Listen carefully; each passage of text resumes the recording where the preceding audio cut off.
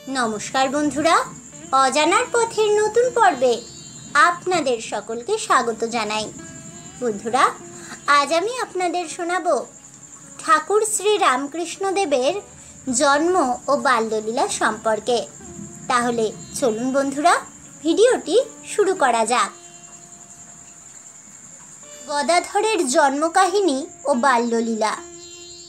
1835 খ্রিস্টাব্দে শ্রীযুক্ত ক্ষুদিরামের অন্তরে তীর্থ দর্শনের প্রবল ইচ্ছা জাগিয়া উঠিল।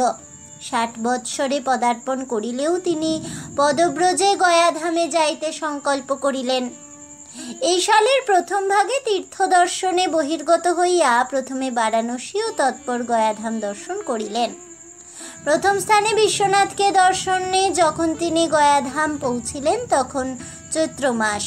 প্রায় 1 মাস কাল তথায় অবস্থানপূর্বক তিনি যথাবিহিত ক্ষেত্রকার্য সকালের অনুষ্ঠান করিয়া পরিশেষে গদাধরের শ্রীপাদপদ্মে পিণ্ড প্রদান করিলেন। পিতৃঋণ যথাসাধ্য পরিশোধ করিয়া তিনি আজ নিশ্চিন্ত। রাত্রিকালে নিদ্রায় স্বপ্নাবেশে দেখিতে লাগিলেন তিনি যেন শ্রীমন্দিরে গদাধরের শ্রীপাদপদ্ম সম্মুখে পুনরায় পিতৃপুরুষ সকলের উদ্দেশ্যে পিণ্ড প্রদান করিতেছেন এবং তাহারা যেন দিব্য জ্যোতির্ময় শরীরে উহা সানন্দে গ্রহণপূর্বক তাহাকে আশীর্বাদ করিতেছেন। বহুকাল পরে তাহাদিগকে দর্শন লাভ করিয়া ভক্তি গদগদ চিত্তে রোদন করিতে করিতে তিনি তাহাদিগের পাদস্পর্শ করিয়া প্রণাম করিতে লাগিলেন। পরক্ষণেই আবার দেখিতে পাইলেন যেন অদৃষ্ট পূর্ব দিব্য জ্যোতিতে মন্দির পূর্ণ হইয়াছে এবং পিতৃপুরুষগণ সসম্ভ্রমে সংযতভাবে দুই পার্শ্বে করজোড়ে দণ্ডায়মান থাকিয়া মন্দির মধ্যে বিচিত্র সিংহাসনে এক অদ্ভুত পুরুষের উপাসনা করিতেছেন। দেখিলেন নবদুর্বাদল শ্যাম জ্যোতির্মণ্ডিত তনু ওই পুরুষ স্নিগ্ধ প্রসন্ন দৃষ্টিতে তাহার দিকে অবলোকনপূর্বক হাস্যমুখে তাহাকে নিকটে যাইবার ইঙ্গিত করিতেছেন। যন্ত্রের ন্যায় পরিচালিত হইয়া তিনি যেন তাহার সামনে উপস্থিত হইলেন এবং ভক্তিবিহ্বল চিত্তে দণ্ডবৎ প্রণাম পূর্বক হৃদয়ের আবেগে কত প্রকার স্তুতি ও বন্দনা করিতে লাগিলেন। দেখিলেন ওই দিব্য পুরুষ যেন তাহাতে পরিতুষ্ট হইয়া বিনা নিঃসন্দি মধুর স্বরে তাহাকে বলিতে লাগিলেন, ক্ষুদিরাম, তোমার ভক্তিতে পরম প্রসন্ন হইয়াছি। পুত্ররূপে তোমার গৃহে অবতীর্ণ হইয়া আমি তোমার সেবা গ্রহণ করিব। স্বপ্নেরও অতীত ওই কথা শুনিয়া তাহার যেন আনন্দের অবধি রহিল না। কিন্তু পরক্ষণেই চিরদরিদ্র তিনি তাহাকে কি খাইতে দিবেন, কোথায় তাহাকে রাখিবেন ইত্যাদি ভাবিয়া গভীর বিষাদে পূর্ণ হইয়া রোদন করিতে করিতে তাহাকে বলিলেন, না না প্রভু, আমার ওইরূপ সৌভাগ্যের প্রয়োজন নাই। কৃপা করিয়া আপনি যে আমাকে দর্শন দানে কৃতার্থ করিলেন এবং ওইরূপ অভিপ্রায় প্রকাশ করিলেন, ইহাই আমার পক্ষে যথেষ্ট। সত্য সত্য পুত্র হইলে দরিদ্র আমি আপনার কি সেবা করিতে পারিব? ওই অমানুষ পুরুষ যেন তখন তাহার ওইরূপ করুণ বচন শুনিয়া অধিকতর প্রসন্ন হইলেন এবং বলিলেন, ভয় নাই ক্ষুদিরাম, তুমি যাহা প্রদান করিবে তাহাই আমি তৃপ্তির সহিত গ্রহণ করিব। আমার অভিলাষ পূরণ করিতে আপত্তি করিও না। বিস্মিত স্তম্ভিত পুলকিত ক্ষুদিরাম সহসা জাগিয়া উঠিলেন। তখন তাহার সর্বাঙ্গ সেদাক্ত হইয়াছে এবং এক অনির্বচনীয় উল্লাসে দেহ থরথর করিয়া কাঁপিতেছে। তিনি ভাবিলেন, নিশ্চয় কোনো মহাপুরুষ তাহার গৃহে শীঘ্র জন্মগ্রহণ করিবেন। গয়াধাম হইতে প্রত্যাবর্তন করিয়া ক্ষুদিরাম শ্রীমতী চন্দ্রা দেবীর স্বভাবের অদ্ভুত পরিবর্তন লক্ষ্য করিলেন। তিনি দেখিলেন মানবী চন্দ্রা যেন সত্য সত্যই দেবীত্ব পদবীতে আরূঢ়া হইয়াছেন। কোথা হইতে এক সর্বজনীন প্রেম আসিয়া তাহার হৃদয় অধিকার করিয়া সংসারের বাসনাময় কোলাহল হইতে তাহাকে যেন অনেক উচ্চে রাখিয়াছে। সরল প্রাণা চন্দ্রা স্বামীর নিকটে নিজ কথাটি পর্যন্ত গোপন করিতে পারিতেন না। গয়াধাম দর্শন করিয়া ক্ষুদিরাম বাটি ফিরিলে কয়েকদিন ধরিয়া চন্দ্রাদেবী তাহাকে যাহা কিছু ঘটিয়াছিল এবং যে সকল অলৌকিক দর্শন ও অনুভূতি হইয়াছিল সে সমস্ত কথাই বলিলেন। ক্ষুদিরাম তাহা শুনিয়া অবাক হইয়া গেলেন। তিনি বলিলেন, একদিন যোগীদের শিব মন্দিরের সম্মুখে দাঁড়াইয়া ধনির সহিত কথা কহিতেছি। এমন সময় দেখিলাম মহাদেবের শ্রীঅঙ্গ হইতে দিব্য জ্যোতি নির্গত হইয়া মন্দির পূর্ণ করিয়াছে এবং বায়ুর ন্যায় তরঙ্গ আকারে উহা আমার দিকে ছুটিয়া আসিতেছে। সহসা উহার নিকটে আসিয়া আমাকে যেন ছাইয়া ফেলিল এবং আমার ভিতরে প্রবল বেগে প্রবেশ করিল। ভয়ে বিস্ময়ে স্তম্ভিত হইয়া এককালে মূর্ছিত হইয়া পড়িয়া গেলাম। পরেই ধনির শুশ্রূষায় চৈতন্য হইলে তাহাকে সকল কথা বলিলাম। আমার কিন্তু তখন থেকেই মনে হইতেছে ওই জ্যোতি যেন আমার উদরে প্রবিষ্ট হইয়াছে এবং আমার যেন গর্ভ সঞ্চারের উপক্রম হইয়াছে। ক্ষুদিরাম গয়ায় নিজ স্বপ্নের কথাও স্মরণ করিয়া রোগজনিত নাও হইতে পারে এই কথা বলিয়া তাহাকে নানাভাবে বুঝাইলেন।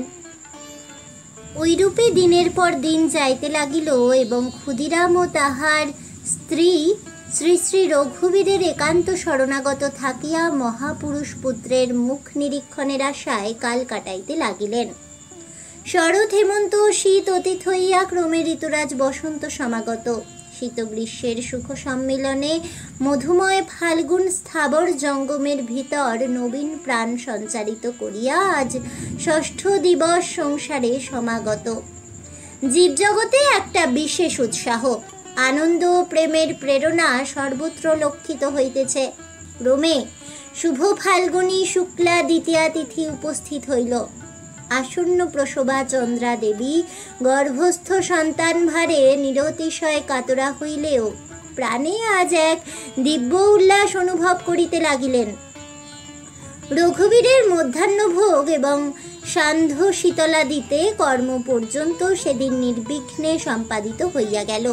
রাত্রে আহারাদি সমাপন করিয়া ক্ষুদিরাম ও রামকুমার শয়নকক্ষে প্রবেশ করিলেন এবং ধনী আসিয়া চন্দ্রাদেবীর সহিত এক কক্ষে শয়ন করিয়া রহিল। রাত্রি অবসান হইতে প্রায় অর্ধদণ্ড অবশিষ্ট আছে। এমন সময় চন্দ্রাদেবীর প্রসব পীড়া। ধনীর সাহায্যে তিনি ঢেকিশালে গিয়া শয়ন করিলেন এবং অবিলম্বে এক দিব্য কান্তি পুত্র সন্তান প্রসব করিলেন। শ্রীমতী চন্দ্রার জন্য ধনী তৎকাল উপযোগী ব্যবস্থাদি করিয়া জাতককে সাহায্য করিতে অগ্রসর হইয়া দেখিল রক্তক্লেদময় পিচ্ছিল ভূমিতে ধীরে ধীরে হড়কাইয়া ধান্য সিদ্ধ করিবার চুল্লির ভিতর প্রবেশপূর্বক সে বিভূতিভূষিতাঙ্গ হইয়া নিঃশব্দে পড়িয়া রহিয়াছে। ধনী তাহাকে সযত্নে উঠাইয়া পরিষ্কৃত করিয়া দীপালোকে দেখিল অদ্ভুত প্রিয় দর্শন বালক, যেন 6 মাসের ছেলের মতো বড়।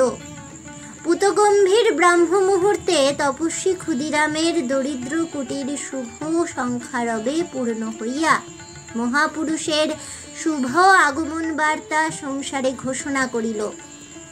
শাস্ত্রজ্ঞ ক্ষুদিরাম নবাগত বালকের জন্মলগ্ন নিরূপণ করিতে যাইয়া দেখিলেন জাতক বিশেষ শুভ লগ্নে সংসারে প্রবেশ করিয়াছে। ওই দিন 1757 শকাব্দের 6ই ফাল্গুন, ইংরেজির 1836 খ্রিস্টাব্দের 18ই ফেব্রুয়ারি, শুক্লপক্ষ বুধবার, শুভ দ্বিতীয়া তিথি। ওই সময়ে পূর্ব ভাদ্রপদ নক্ষত্রের সহিত সংযুক্ত হইয়া সংসারে সিদ্ধিযোগ আনয়ন করিয়াছে। বালকের জন্মলগ্নে রবি চন্দ্র বুধ একত্রে মিলিত হইয়াছে এবং শুক্র মঙ্গল শনি তুঙ্গস্থান অধিকার করিয়া তাহার অসাধারণ জীবনের পরিচায়ক হইয়া রহিয়াছে। অতঃপর বিশিষ্ট জ্যোতির্বিদগণ নবজাত বালকের জন্মক্ষণ পরীক্ষা করিয়া ক্ষুদিরামকে বলিলেন, জাতক যেরূপ উচ্চ লগ্নে জন্মগ্রহণ করিয়াছে তাহাতে ঐরূপ ব্যক্তি ধর্মবিদ ও মাননীয় হইবেন এবং সর্বদা পুণ্যকর্মের অনুষ্ঠানে রত থাকিবেন।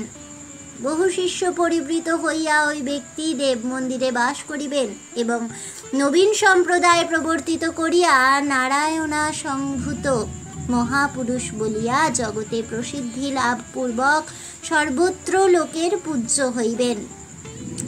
ক্ষুদিরাম কৃতজ্ঞ হৃদয়ে ভাবিতে লাগিলেন, গয়াধামে তিনি যে দেব স্বপ্ন দেখিয়াছিলেন তাহা তো মিথ্যা নয়। অনন্তর জাতকর্ম ও যথাকালে নিষ্ক্রমণাদিতে সম্পন্ন করিয়া জাতকের রাশ্যাশ্রিত নাম শম্ভুচন্দ্র বলিয়া নির্ধারণ করিলেন। কিন্তু গয়াধামে অবস্থানকালে নিজ বিচিত্র স্বপ্নের কথা স্মরণ করিয়া বালকের নাম রাখিলেন গদাধর। শ্রীযুক্ত ক্ষুদিরাম ও তার গৃহিণী চন্দ্রা দেবী প্রিয়দর্শন বালকের মুখকমল দর্শন করিয়া অপত্য স্নেহের বশবর্তী হইয়া গয়াক্ষেত্রের দেব স্বপ্ন, শিব মন্দিরের দিব্য দর্শন প্রভৃতির কথা অনেকাংশেই বিস্তৃত হইলেন। এদিকে নবজাত বালকের চিত্তাকর্ষণ শক্তি দিন দিন বর্ধিত হইয়া জনক জননীর উপরে স্বীয় প্রভাব বিস্তার করিয়াই ক্ষান্ত রহিল না, কিন্তু পরিবারস্থ সকলের এবং পল্লীবাসিনী রমণীগণের উপরেও নিজেও আধিপত্য ধীরে ধীরে স্থাপন করিয়া বসিল। পল্লী রমণীগণ অবসরকালে শ্রীমতী চন্দ্রাকে এখন নিত্য দেখিতে আসিতেন এবং কারণ জিজ্ঞাসা করিলে বলিতেন, তোমার পুত্রটিকে নিত্য দেখিতে ইচ্ছা করে, তা কি করি বলো, নিত্যই আসিতে হয়। এইরূপে সকলের আদর যত্নে সুখ পালিত হইয়া নবাগত শিশু ক্রমে ৫ মাস অতিক্রম করিল এবং তাহার অন্নপ্রাশনের কাল উপস্থিত হইলে ক্ষুদিরামের পরম বন্ধু গ্রামের জমিদার শ্রীযুক্ত ধর্মদাস লাহা হৃষ্ট চিত্তে অনেকাংশে আপন ব্যয়ে সকল বিষয়ের বন্দোবস্ত করিয়া উক্ত কার্য সুসম্পন্ন করিয়া দিলেন। দিন যাইবার সঙ্গে সঙ্গে গদাধরের বাল চেষ্টা সমূহ মধুরতর হইয়া উঠিল। চন্দ্রাদেবীর হৃদয়কে আনন্দ ও ভয়ের পূর্ণপ্রয়াগে পরিণত করিল। তিনি এখন প্রতিদিন তনয়ের কল্যাণ কামনায় জ্ঞাত ও অজ্ঞাত সারে তাহার মাতৃহৃদয়ের সকরুণ নিবেদন শত সহস্রবার দেবতাদিকের চরণে অর্পণ করিয়াও সম্পূর্ণ নিশ্চিন্ত হইতে পারিতেন না। ক্রমে ৪-৫ বৎসর অতীত হইল। বালক প্রথম হইতেই সকলের মনে যে মধুর আধিপত্য বিস্তার করিয়াছিল তাহা দিন দিন দৃঢ় ও ঘনীভূত হইতে লাগিল। একালের মধ্যে ১৮৩৯ খ্রিস্টাব্দে ক্ষুদিরামের সর্বমঙ্গলা নাম্নী কনিষ্ঠা কন্যা জন্মগ্রহণ করিল। বয়োবৃদ্ধির সহিত বালক গদাধরের অদ্ভুত মেধা ও প্রতিভার বিকাশ দেখিয়া শ্রীযুক্ত ক্ষুদিরাম আনন্দ ও বিস্ময়ে অভিভূত হইতেন। গ্রামের জমিদার লাহাবাবুদের বাটির সম্মুখে বিস্তৃত নাট মন্দিরে পল্লীর বালকগণের শিক্ষার্থে একটি পাঠশালা প্রতিষ্ঠিত হইয়াছিল। যথাকালে বালক গদাধর উক্ত গ্রাম্য পাঠশালায় প্রেরিত হইলেও বিদ্যালয়ে তাহার শিক্ষা বেশি দূর অগ্রসর হইল না। দুরন্ত বালক কখনো কখনো পাঠশালায় না যাইয়া সঙ্গীগণকে লইয়া গ্রামের বহির্ভাগে ক্রীড়ায় রত থাকিত। বিদ্যাভ্যাসে অমনোযোগী হইলেও গদাধর তাহার অলৌকিক মেধা ও শ্রুতিধরত্ব গুণে দেবদেবীর স্তোত্রাদি এবং রামায়ণ মহাভারত প্রভৃতি হইতে বিবিধ উপাখ্যান শ্রবণ মাত্রেই স্বল্পকালের মধ্যেই আয়ত্ত করিয়া ফেলিত। কিন্তু গণিত শাস্ত্রের নামতা প্রভৃতি তাহার মুখস্থ হইত না এবং শুভঙ্করী ধাঁধা লাগিত। অন্যদিকে বালকের অনুকরণ ও উদ্ভাবনী শক্তি দিন দিন নূতন দিকে এমনভাবে প্রসারিত হইতে লাগিল যে শৈশবের মাধুর্য ক্রমে ঘনীভূত হইয়া বালকের সকলের অধিকতর প্রিয় করিয়া তুলিল। ভূরশুভ গ্রামের বিশিষ্ট দাতা ও ভক্ত জমিদার মানিকরাম বন্দ্যোপাধ্যায় ক্ষুদিরামের ধর্মপরায়ণতায় আকৃষ্ট হইয়া তাহার সহিত বিশেষ সৌহার্দ্যপূর্ণ আবদ্ধ হইয়াছিলেন। ৬ বৎসর বয়স্ক গদাধর পিতার সহিত একদিন মানিকবাজার বাটিতে যাইয়া সকলের সহিত এমন চিরপরিচিতের ন্যায় নিঃসংকোচ মধুর ব্যবহার করিয়াছিল যে সেই দিন হইতেই সে তাহাদিগের অত্যন্ত প্রিয় হইয়া উঠিল। স্বাস্থ্যবান বালক গগনচারী বিহঙ্গের ন্যায় অপূর্ব স্বাধীনতা ও চিত্তপ্রসাদে দিন যাপন করিত। কখনো কখনো তাহার স্বাভাবিক একাগ্রচিত্তে বিষয় বিশেষে এত নিবিষ্ট হইত যে তখন তাহার শরীর বুদ্ধির হ্রাস হইয়া তাহাকে এককালে ভাবময় করিয়া তুলিত। সপ্তম বর্ষীয় বালক গদাধর একদিন সঙ্গীগণ সহ প্রান্তের মধ্যে যত্রেচ্ছা ভ্রমণ করিতেছিল। সহসা একখণ্ড ঘন কালো মেঘ আকাশ ছাইয়া ফেলিল। সেই মেঘের কোলে আবার এক ঝাঁক বক দেখা দিল। নবজলধর ক্রোড়ে বলাকা শ্রেণীর শ্বেত পক্ষ বিস্তার পূর্বক এই সুন্দর স্বচ্ছন্দ পরিভ্রমণ দর্শনে বালকের ভাবপ্রবণ চিত্ত উধাও হইয়া একেবারে অনন্ত রাজ্যে চলিয়া গেল। ভাবাবেশে বালক মূর্ছিত হইয়া পড়িল।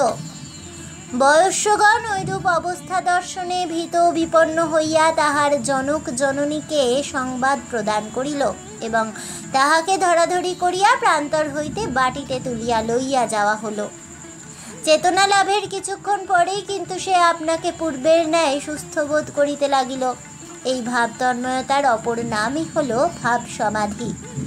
সাধন ভজন ব্যতীত যে এরূপ অবস্থা ঘটিতে পারে বিশেষ বালক বয়সে শাস্ত্রজ্ঞ সাধক ক্ষুদিরামও তাহা ধারণা করিতে না পারিয়া গদাধরের স্বাস্থ্যের জন্য উদ্বিগ্ন হইয়া উঠিলেন এবং যাহাতে তাহার ঐরূপ অবস্থা না হয় সেজন্য নানা উপায় উদ্ভাবন করিলেন। যাহা হোক, বালকের স্বাস্থ্যের কোনরূপ ব্যতিক্রম হইল না দেখিয়া সকলে নিশ্চিন্ত হইলেন। গদাধরের বয়ক্রম যখন 8 বৎসর, সে সময় আরও একবার তাহার ঐরূপ গভীর ভাবাবেশ হইয়াছিল। কামারপুকুরের এক ক্রোশ আন্দাজ উত্তরে আনুর গ্রামের দেবী বিশালাক্ষী ওই অঞ্চলে বিশেষ প্রসিদ্ধ। প্রান্তর মধ্যে শূন্য অম্বর তলেই দেবীর অবস্থান।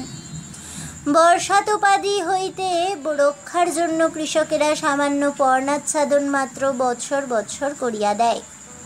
গ্রামের অনেকগুলি স্ত্রীলোক একদিন দলবদ্ধ হইয়া বিশালক্ষী দেবীর মানৎশোধ করিতে আনুর যাইতে প্রস্তুত হইলেন। বালক গদাধরও তাহাদের সঙ্গী হইল এবং ঠাকুর দেবতার গল্প গান করিতে করিতে হৃষ্টচিত্তে চলিতে লাগিল। কিন্তু প্রান্তর পার হইবার পূর্বেই এক অভাবনীয় ঘটনা উপস্থিত হইল। সহসা সুধাকণ্ঠে বালকের গান থামিয়া গেল। তাহার অঙ্গ প্রত্যঙ্গাদি অবশ আড়ষ্ট হইয়া গেল। চক্ষে অবিরল জলধারা বহিতে লাগিল। বালকের অবস্থা দর্শনে স্ত্রীলোকেরা বিশেষ বিপন্না হইলেন এবং সকলে বালককে ঘিরিয়া বসিয়া কখন ব্যজন কখন জলসেক করিতে লাগিলেন। অবশেষে বালকের উপর দেবীর ভর হইয়াছে এরূপ দৃঢ় নিশ্চয় করিয়া রমণীগণ দেবীজ্ঞানে বালককেই সম্বোধন করিয়া বারংবার বলিতে লাগিলেন, মা বিশালাক্ষী প্রসন্না হও, মা রক্ষা করো, মা বিশালাক্ষী মুখ তুলে চাও, অকুলে কুল দাও। আশ্চর্য! রমণীগণ কয়েকবার ওই রূপে দেবীর নাম গ্রহণ করিতে না করিতেই গদাধরের মুখমণ্ডল মধুর হাস্যে রঞ্জিত হইয়া উঠিল এবং অচিরেই বালক সুস্থ হইল। বালক কিন্তু এবারও বলিয়াছিল যে দেবীর চিন্তা করিতে করিতে তাহার শ্রীপাদপদ্মে মন লয় হইয়াই তাহার ঐরূপ অবস্থার উদয় হইয়াছিল।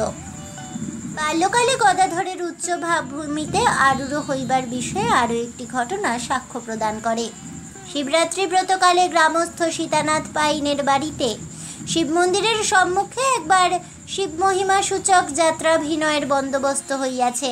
সন্ধ্যার সময় সংবাদ পাওয়া গেল যাত্রার দলে যে বালক শিব সাজিয়া থাকে তাহার সহসা কঠিন পীড়া হইয়াছে। দলের অধিকারী বলিয়া পাঠাইলেন, শিব সাজিবার লোক মিলিলে সে রাত্রে অভিনয় হইতে পারে, নতুবা উহা বন্ধ থাকিবে। স্থির হইল গদাইয়ের বয়স অল্প হইলেও সে অনেক শিবের গান জানে এবং শিব সাজিলে তাহাকে দেখাইবেও ভালো। সকলের আগ্রহে গদাই সেই ভূমিকা গ্রহণে সম্মত হইল। গদাধর শিব সাজিয়া সাজঘরে বসিয়া শিবের কথা ভাবিতেছিল। এমন সময়ে তাহার আসরে ডাক পড়িল। বন্ধুর আহ্বানে বালক কেমন উন্মনাভাবে কোনো দিকে লক্ষ্য না করিয়া ধীর মন্থর গতিতে সভাস্থলে উপস্থিত হইয়া স্থিরভাবে দণ্ডায়মান রহিল। তখন গদাধরের সেই জটা জটিল ভূমণ্ডিত বেশ, সেই ধীর স্থির পদক্ষেপ ও পরে অটল অচল অবস্থিতি, বিশেষত সেই অপার্থিব অন্তর্মুখী নির্নিমেষ দৃষ্টি ও অধরকোণে ঈষৎ হাস্যরেখা দেখিয়া লোকে আনন্দে ও বিস্ময়ে মোহিত হইয়া পল্লীগ্রামের প্রথামত সহসা উচ্চরবে হরিধ্বনি করিয়া উঠিল এবং রমণীগণের কেহ কেহ উলুধ্বনি শঙ্খধ্বনি করিল। গদাধর কিন্তু সেই একইভাবে দণ্ডায়মান। অধিকন্তু তাহার বক্ষ বহিয়া অবিরত নয়নাশ্রু পতিত হইতেছে।